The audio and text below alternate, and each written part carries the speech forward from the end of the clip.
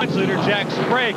He is a guy who was involved in that wreck right before the caution flag fell, the red flag fell. So he is on pit road. A lot of repairs to the left side of that car. He is a guy that had a chance to strategize about what they wanted to do to get ready for these pit stops, to get that car in good shape, to get as many points as they possibly can today. Mark? You can see behind Brett McMillan some of the cars as they open up pit road immediately. Have made stops. Some did make stops last night. Some didn't before the red flag came out. Some will, some won't this afternoon as they open up pit road for the very first time as we continue on. Greg Biffle again the leader, followed by Jason Keller, Jay Sauter in that third spot. There's my teammate Tony Raines of Base Motorsports. He's sitting in fifth. In the 11th spot, Mark Green. He takes over the ride of Stacy Compton. He goes on to Michigan. Green will go to the back of the pack to restart this race. Scott Riggs sitting there in 14th spot right now. They made a major chassis adjustment just before the rain came out last night, so I look for him to move up. David Ruderman, the number 87, Joe Nemechek started the race. Ruderman practiced and qualified it for Nemechek, though. He might be in pretty good shape. Bob Bodine sitting there in 26. We're told he's really quick. We'll have to watch him. Jack Sprague now after the wreck, 31st. Bobby Hamilton, 35th. And we have 6 drivers currently out of this event. Let's go back down to Glenn Jarrett. Well, Mark, as you said, some of the cars did come down pit road. A couple of those were the number 7 car of Randy LaJoy. Randy was running 8th, but he came down pit road. I don't know exactly where he came back out on the track yet. They had a good pit stop, but he's got a problem. He developed a miss in the engine last night. Actually, they've had it all weekend. They changed carburetors before the race. The car still misses as it comes up off the corner. He says he has a good car. It drives really good, but he's hurting on power. Also, the number 21 car, who has run so strong all night, of Jay Sauter, he has a communications problem. The push-to-talk button on his radio will not work. He can hear the crew. They cannot hear him, so he will not be able to tell them what the car's doing. That is big.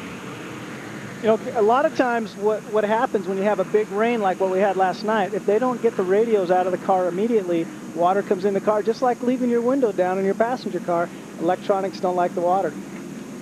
Mike Wallace has now taken over the lead after that series of pit stops. He'll be followed by Kevin LePage, that bright yellow and orange Sequoia Chevrolet right behind him. Then his teammate, Jamie McMurray. Scott Riggs, some great pit strategy there. They pitted before the red flag, and they thought they'd be in good shape after all the other pit stops, and they were. They're up to the 4th spot with now Johnny Sauter in position 5. You see there, again, the work continuing on the Net Zero Chevy of the point leader, Jack Sprague, and he's certainly in danger of losing the point lead back to Jason Keller after this event, after the problems he suffered last night. And they've had a pretty good little thing going back and forth, neither one able to grab hold of that number 1 spot in a solid way. Well, when we went and looked at the cars this morning, he's in a lot better shape than Bobby Hamilton Jr.'s in. So you can tell his car's not that bad, although it's not real pretty right now. He's able to get out there and not lose a lap, where Bobby Hamilton Jr.'s in there, and they've got a lot of work to do just to get back out to get some valuable points. Brett McMillan, what do you got?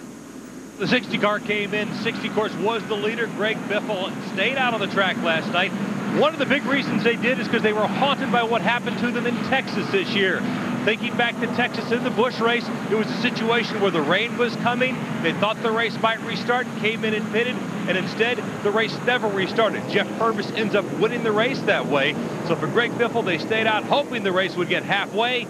It did not, so they had to come in and pit, give up track position. Mark? What's ironic about that is that the man on the point right now, Mike Wallace, he had the right strategy at Texas. He was the leader, and then NASCAR said 1 to go. He went to pit road. The rains came back. Jeff Purvis gets the victory, and that was the only laps Purvis had led on the season to that point. 6 under caution, he gets a win. How would you like to be able to do that, Ched? 6 laps of caution, and you win. It only matters who leads the last lap. That's what it comes down to. See, NASCAR has a rule that says once we've run halfway, whether it's a 500-mile race or a 300-mile race, the race is official. The race could be called for rain. It could be called because the lights go out at a night race. So the strategy comes in, if they see rain, they want to come in and pit. That way, when the track's dry, they're in the front. The other side of the coin is, if they don't pit and the rain doesn't come, boom, they've got it. Pace cars off the racetrack. We're getting set to restart this event. After these caution flag laps, they crossed the line on lap number 90. 10 laps to go to halfway in an official event. And, of course, then 100 laps more to the finish as we are under green again. Jamie McMurray jumps up to the outside of his teammate Kevin LePage going into 1. Mark, we forgot one thing. Boogity boogity. Oh, you're Daryl's double. That's right. Maybe you only said it twice. It's boogity, boogity, boogity. Oh, well, I can't copy him completely. It's plagiarism. Mike Wallace still with the lead. There's the teammates from Bruco Motorsports still locked side by side. LePage on the bottom, McMurray on the top, and right now Scott Riggs looking for some running room to the inside. Looks like he'll make it 3 wide. Now, from most of the drivers we talked to this morning in the garage area, they commented on the trickiest part of this racetrack is getting into turn 1. There's the start-finish line you see as they drive down into here to turn 1. It's not like a lot of tracks this size where you can race really hard side by side. So you got to kind of tiptoe through turn 1, and then you can get going and race. So what we'll need to watch now is if the track's real green, there won't be a lot of side-by-side racing for a while. It'll take probably a tire cycle to get the outside groove worked in, and that'll be evident here real soon. There's the inside look from Johnny Sauter's AC Delco Chevrolet, currently 5th, started in the 32nd position.